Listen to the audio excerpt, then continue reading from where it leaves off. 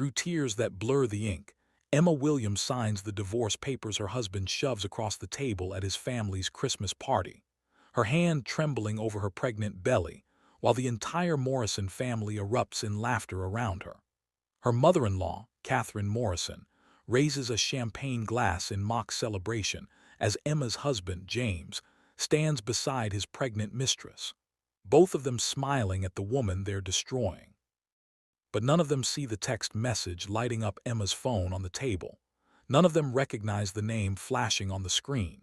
Dad. None of them know that the trembling woman signing away her marriage in tears is Emma Blackwell, the only daughter of Richard Blackwell, the billionaire whose companies employ half this city. Emma's hand shakes as she signs page after page, her tears falling onto legal documents that dissolve 3 years of marriage. While James' family celebrates like she's a disease they've finally cured. Her 7-month pregnant belly presses against the mahogany table, but no one in the Morrison family offers her a chair. They watch her suffer standing up, their Christmas party laughter echoing off marble walls paid for by money Emma secretly provided, living in a house whose deed carries a name they never bothered to read. Finally, Catherine Morrison announces to the room, her voice dripping with contempt as Emma signs the final page. My son is free from the gold digging, nobody who trapped him with a pregnancy. But the woman they call a nobody has a father whose net worth could buy their entire bloodline 1,000 times over. The woman they call a gold digger owns the very ground their mansion sits on. And the tears streaming down Emma's face aren't tears of defeat. James steps closer, his cologne suffocating as he leans down to where Emma stands hunched over the papers. You can leave now, he says, his voice cold and final. Jessica and I need to discuss nursery colors. Jessica, his assistant-turned-mistress, laughs from across the room, her hand resting on her own pregnant belly, 6 months along with James' second child, conceived while he was still married to Emma. The room erupts in fresh laughter, James' brother raising his glass. To upgrades, he shouts, and the Morrison family drinks to Emma's replacement like she's already a ghost. Emma's fingers curl around the pen so hard her knuckles turn white. She thinks about the day she met James 4 years ago at a hospital charity event where she'd been volunteering under her mother's maiden name, Williams, desperate to escape the suffocating world of billionaire galas and men who only saw her father's bank account. James had been different that night, or so she'd believed. He talked about his dreams of opening his own architecture firm, about designing homes for families who couldn't afford the big names. He'd held her hand and called her beautiful without once asking what she did for a living or where she came from. She'd fallen in love with his smile, with the way he sketched buildings on napkins while they talked. She'd believed he loved her for who she was, not what she had. She'd been wrong. The marriage started crumbling 6 months in when James' firm failed. Emma had offered to help, but he'd refused, his pride wounded by his wife's suggestion that he might need her. Then came the questions about her family, why she never talked about them, why they'd had a small courthouse wedding instead of something grand. Emma had deflected, still clinging to the fantasy that James loved her, not the money she was hiding. But Catherine Morrison had planted different seeds, whispering to her son about Emma's suspicious past, about how she must be hiding poverty and shame. The Morrison family had decided Emma was a gold digger climbing above her station, and they'd made it their mission to remind her daily that she didn't belong. Emma straightens slowly, her back aching from standing so long. She gathers the signed divorce papers with shaking hands, her wedding ring catching the Christmas lights one final time before she slides it off and places it on top of the documents. I hope she makes you happy, Emma whispers, her voice so broken that for a second, just a flicker of a second, something crosses James' face. Guilt maybe, or recognition of what he's destroying. But Jessica calls his name from across the room and whatever moment existed vanishes. Catherine Morrison steps forward, blocking Emma's path to the door. Before you go, she says, her smile sharp as glass, I want you to know that we've already told everyone in our circle about your gold-digging schemes. Good luck finding another family stupid enough to take in a pregnant charity case. The words hit Emma like physical blows, each one designed to destroy whatever dignity she has left. Catherine's friends nod in agreement, their faces twisted with satisfaction at watching Emma suffer. Emma looks at Catherine, really looks at her, and something inside her shifts. The pain doesn't disappear, but it transforms into something colder, something harder. "Thank you," Emma says quietly, and the words confuse Catherine enough that she steps back. "Thank you for showing me exactly who you are, all of you." Emma's eyes sweep the room, landing on each laughing face, each contemptuous smile memorizing them. James's brother, his sister, his aunt who'd sneered at Emma's grocery store clothes, his father who'd asked point blank if she was after the Morrison family money, all $60,000 of it. Emma walks toward the door, her phone buzzing again in her pocket. Dad calling for the 15th time tonight. She'd stopped answering his calls 2 years ago when she'd married James, too ashamed to admit she'd chosen love over her father's warnings. Richard Blackwell had investigated James Morrison the moment Emma brought him home, and he delivered the truth with the bluntness of a man who'd built an empire by seeing through people. "He's marrying you for what he thinks you'll become," her father had said. "The moment he realizes you're not giving him access to our world, he'll show you who he really is." Emma had called her father controlling and cut contact, believing James' promises instead. She'd been a fool. Emma pushes through the Morrison family's oak doors and steps into December cold that steals her breath. Snow falls softly, covering the driveway in white that looks pure until you remember what's underneath: frozen ground and dead grass. Emma walks to her car, a 10-year-old sedan she'd bought herself because James had said new cars were a waste of money. Even as he'd leased himself a BMW with money she'd secretly funneled into his failed business. Her hands shake so hard she drops her keys in the snow. And when she bends to pick them up, her pregnant belly throws her off balance. She catches herself against the car, breathing hard, her tears freezing on her cheeks. The baby kicks strong and insistent, and Emma places her hand over the movement. "I'm sorry," she whispers to her unborn daughter. "I'm so sorry I brought you into this." She thinks about James demanding a paternity test 2 months ago, about how his family had laughed when she'd cried. She thinks about Jessica moving into the home Emma had bought, sleeping in the bed Emma had shared with James, raising her child in rooms Emma had painted. The betrayal burns through her hot and consuming until she can barely breathe through the pain. Emma pulls her phone from her pocket with shaking hands. 17 missed calls from Dad, 12 text messages. The most recent one reads simply, "Emma, please, I'm worried." She stares at those words, at the concern from the man she'd pushed away because she'd been too proud to admit he'd been right. Her thumb hovers over his name, but shame stops her. What does she even say? That she'd thrown away her family for a man who'd thrown her away the moment she became inconvenient.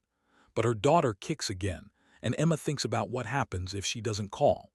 What happens if she tries to handle this alone, pregnant and divorced and broken? What kind of mother does that make her? She presses call before she can talk herself out of it, and her father answers before the first ring finishes. "Emma." His voice cracks on her name, and the sound breaks something inside her chest. "Emma, where are you? Are you safe?" "Dad," Emma whispers. And then she can't say anything else because sobs take over. 3 years of pain and loneliness and betrayal pouring out of her in the Morrison family driveway. She cries for the girl who thought she could have a normal life. For the woman who'd believed love could exist without money complicating everything. For the mother who has to tell her father she'd failed at the one thing she'd been so sure she could do on her own. "Tell me where you are," Richard Blackwell says, his voice steady and sure. The voice of a man who solved bigger problems than this, who's built empires from nothing. "Tell me where you are and I'll come get you. We'll fix this, Emma. Whatever happened, we'll fix it." Emma looks back at the Morrison mansion, at the windows blazing with Christmas lights in celebration, at the family that destroyed her without ever knowing they just made the biggest mistake of their lives.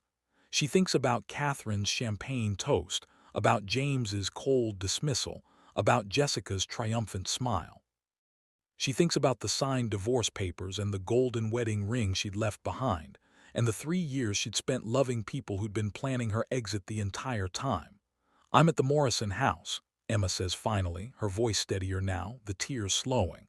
"I just signed the divorce papers." They threw a party to celebrate Dad. They made me sign while they laughed. She hears her father's sharp intake of breath, the dangerous silence that follows. Richard Blackwell didn't become a billionaire by letting people hurt his family without consequences, and Emma can practically hear him calculating revenge through the phone. "Stay there," her father says, his voice cold as winter. "Don't move. I'm 10 minutes away." And Emma, they have no idea what's coming.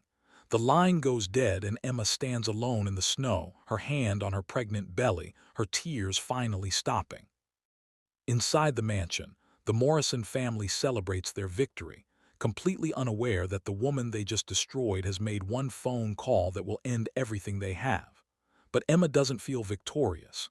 She just feels tired and sad, and so completely done with trying to be someone she's not.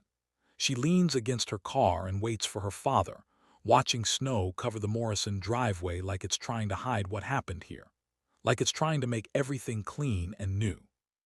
But Emma knows better now. Some stains don't wash away, and some betrayals never heal. They just teach you who people really are when they think you can't fight back. The Morrison family is about to learn that lesson the hardest way possible. Black SUVs roll up the Morrison driveway like a funeral procession, their headlights cutting through the snow and darkness with mechanical precision.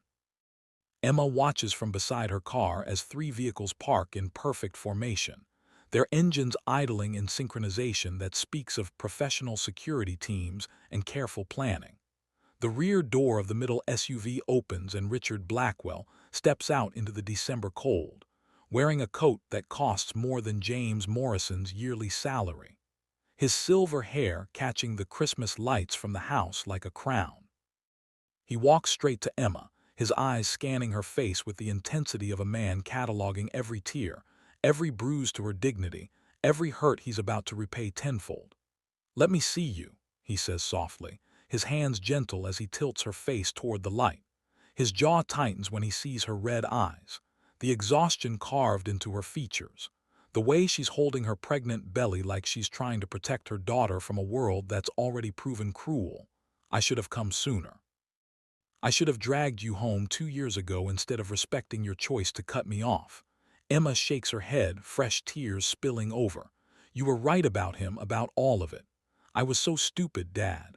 I thought I could have something real, something that wasn't about money or power or business deals. I thought he loved me." Her voice breaks on the last word. And Richard pulls her into his arms carefully, mindful of her pregnancy, his hand cradling the back of her head like she's still his little girl who scraped her knee on the playground instead of a grown woman whose heart just got shattered by people too blind to see what they had. "You weren't stupid," Richard says firmly, his voice carrying the authority of a man who's negotiated billion-dollar mergers and hostile takeovers. "You were hopeful. You wanted to believe in goodness. That's not stupidity, Emma. That's courage they don't deserve." He pulls back to look at her, his eyes hard as diamonds now, the softness reserved for his daughter replaced by something calculating and cold. "But hope doesn't mean you let people destroy you. And courage doesn't mean you suffer in silence when you have the power to make them understand exactly what they've done." Inside the mansion, someone notices the SUVs. Emma sees curtains move, sees faces appear in windows, sees the Morrison family's curiosity shift to confusion, then concern as they count the vehicles and notice the security team standing at attention. James appears at the front door, his confidence from earlier faltering as he takes in the scene, his eyes moving from Emma to her father to the small army of professional bodyguards surrounding them. "Emma," he calls out, his voice uncertain now. "What's going on? Who are these people?" Richard doesn't answer. "James."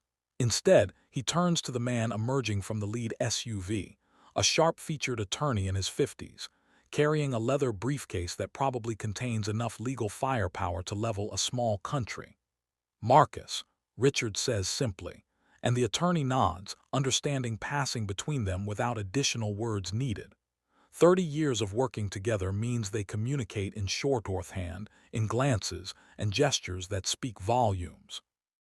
Marcus opens his briefcase and removes a stack of documents, their weight and thickness suggesting this isn't a simple legal matter, but rather a comprehensive dismantling of everything the Morrison family thinks they know about their lives. Catherine Morrison pushes past her son, her earlier champagne confidence making her bold in ways she's about to regret. "What is this?" she demands, marching down the driveway in heels that sink into snow with each step. "You can't just show up here with your little intimidation tactics. We have rights. This is our property and you're trespassing." She stops short when she gets close enough to really see Richard Blackwell, close enough to notice the custom tailoring, the watch that costs more than her house, the way he carries himself like a man who's testified before Congress and made senators nervous. "Your property," Richard repeats, his voice dangerously quiet. "That's interesting, Marcus. What does the deed to 1247 Maple Ridge Drive say?" The attorney doesn't even need to consult his papers. The property is owned by Blackwell Holdings subsidiary Evergreen Properties, LLC, purchased 18 months ago through a private transaction.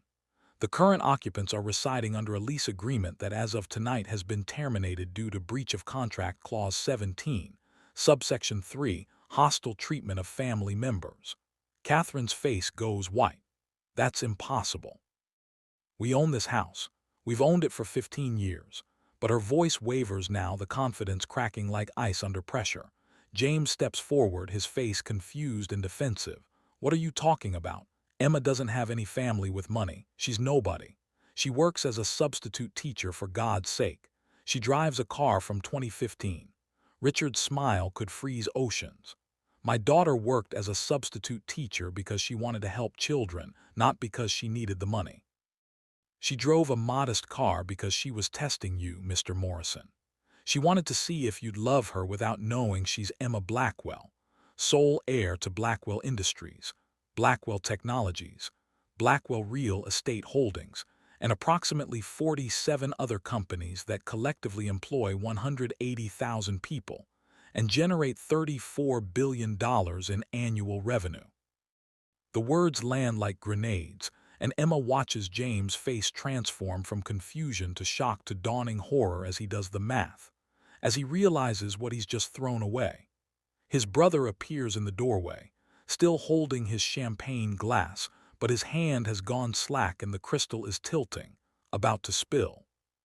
Jessica stands behind him, her earlier triumph, replaced by something that looks like panic as she understands she's pregnant by a man who just lost access to wealth beyond her wildest imagination. "No," James whispers, but he's looking at Emma now, really looking at her for the first time in months, and he's seeing things he missed. The way she carries herself despite her grief. The bone structure that comes from generations of good nutrition and excellent health care. The education in her vocabulary that he dismissed as her trying to sound smart. "Emma, is this true? Are you really Richard Blackwell's daughter?" Emma doesn't answer him. She doesn't owe him answers anymore. Instead, she watches her father work, watches him dismantle the Morrison family with the precision of a surgeon and the ruthlessness of a man protecting his child. Marcus Richard continues, "Please inform the Morrison family of the additional complications to their situation." The attorney steps forward, his voice crisp and professional. "James Morrison, you are employed as a senior architect at Morrison and Associates, a firm that exists solely because of a capital investment from Blackwell Ventures 3 years ago. That investment is being withdrawn effective immediately, and the firm will enter bankruptcy proceedings by Monday morning. Catherine Morrison, you serve on the board of St. Mary's Children's Hospital, a position funded by annual donations from the Blackwell Foundation. Those donations cease immediately, and your board seat has been terminated. Thomas Morrison, your position as marketing director at Coastal Tech Solutions is eliminated as of tonight, as Blackwell Industries is severing all contracts with companies that employ individuals who have demonstrated hostile behavior toward family members." Catherine sways on her feet, her face gray now. "You can't do this. You can't destroy people's lives because your daughter got divorced." This clear's throat is insane, but her voice has no power anymore. Just desperate fear as she watches her world collapse in real time. Richard's expression doesn't change, but his voice drops even colder. "I'm not destroying lives because of a divorce, Mrs. Morrison. I'm responding to the fact that you forced my pregnant daughter to sign legal documents while you sat comfortable with champagne, mocking her pain. I'm responding to you calling my daughter a gold-digging nobody while she cried. I'm responding to you celebrating the humiliation of a woman carrying your grandchild. The word grandchild hits James like a physical blow. He stumbles backward, his hand reaching for the doorframe to steady himself. The baby, he says, his voice hollow. Emma, the baby is mine. I accused you of trapping me. I made you take a paternity test, but the baby is mine. And you're really Richard Blackwell's daughter, which means my child is the Blackwell heir. Emma sees the calculation in his eyes, sees him doing the math on what he's just signed away. Not just a wife, but a dynasty, not just a marriage, but generational wealth that would have made his children untouchable. Your child, Emma says, her voice steady now despite the tears still wet on her face, will carry the Blackwell name, not Morrison. Your child will grow up knowing her grandfather loves her unconditionally, but her father threw her away before she was even born because he was too busy with his mistress to value what he had. Your child will have everything, James. Everything except you. The words destroy him. Emma can see it.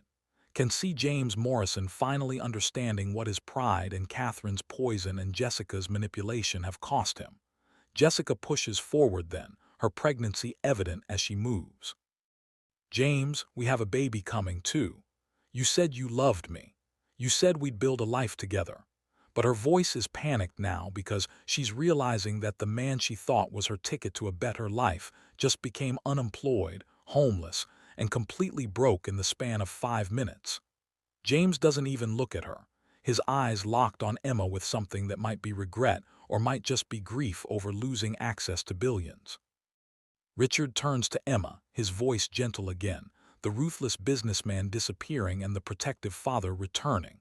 You don't have to stay here another second, sweetheart. Let's go home. Your old room is exactly as you left it, and I've already called Dr. Chen to come check on you and the baby. We'll make sure you're both healthy, and then we'll figure out the rest together.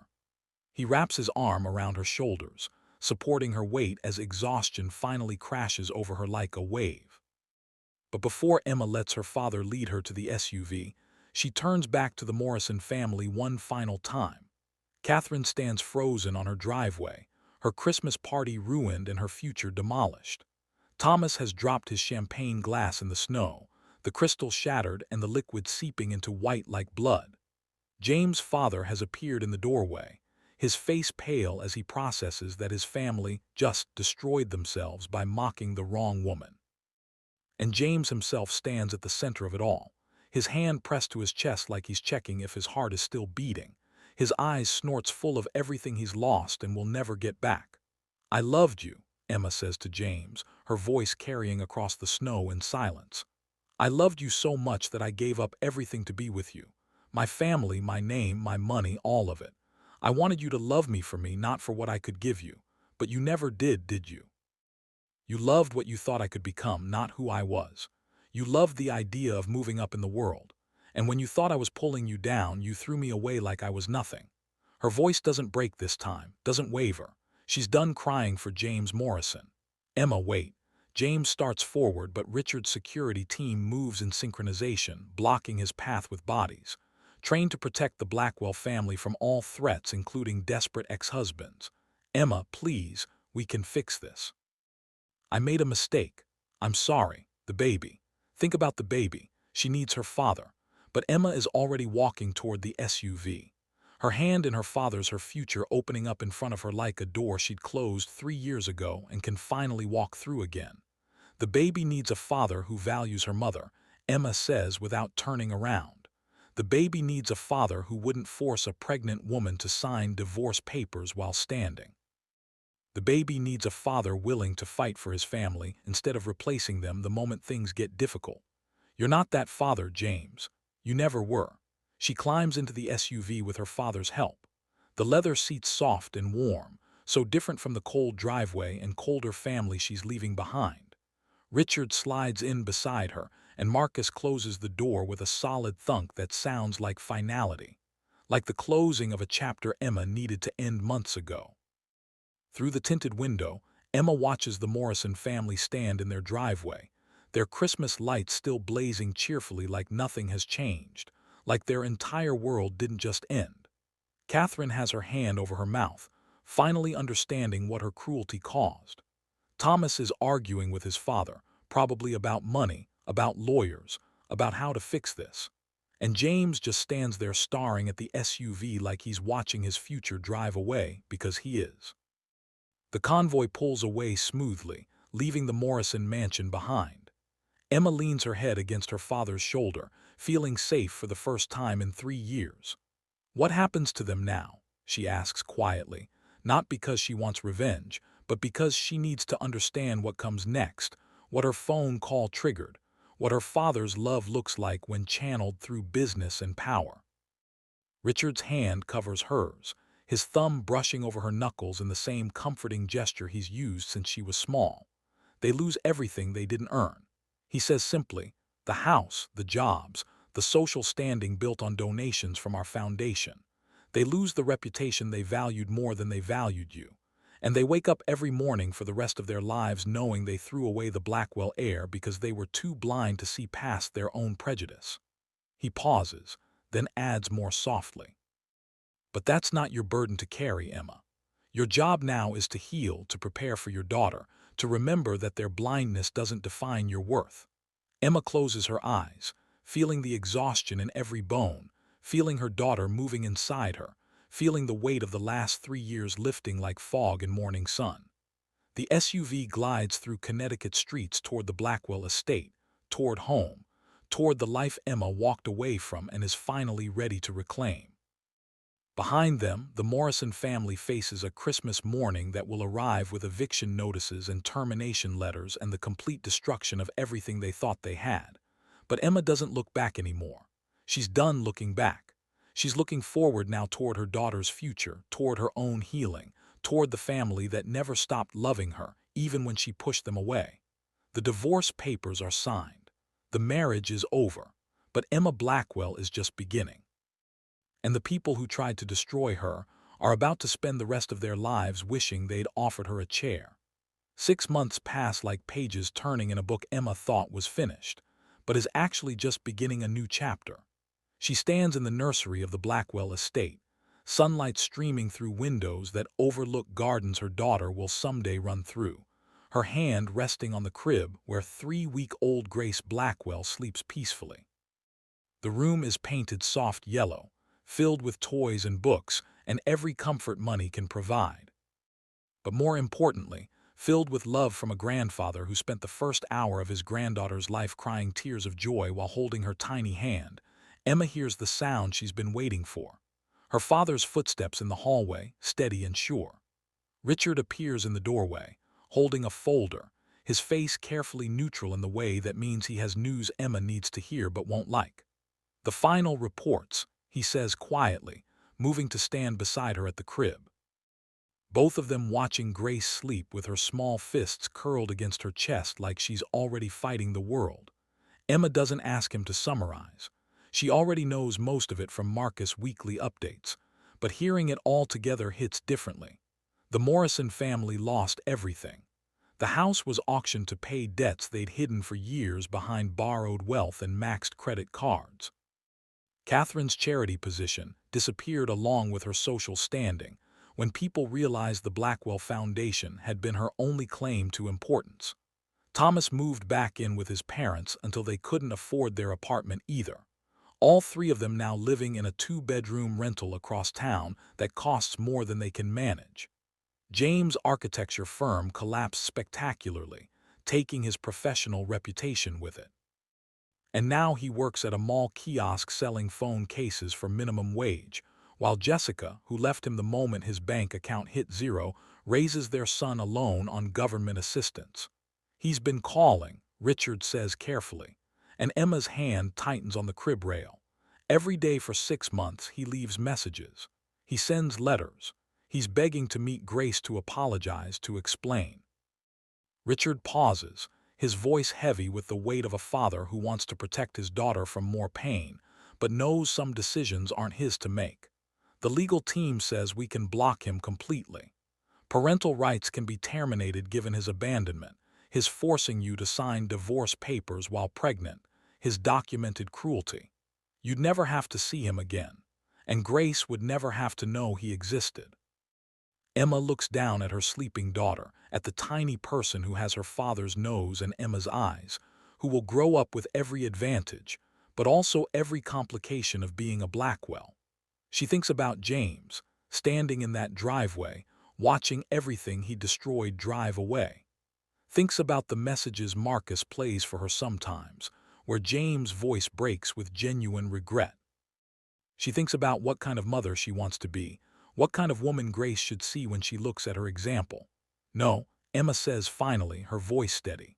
Grace deserves the truth when she's old enough to understand it.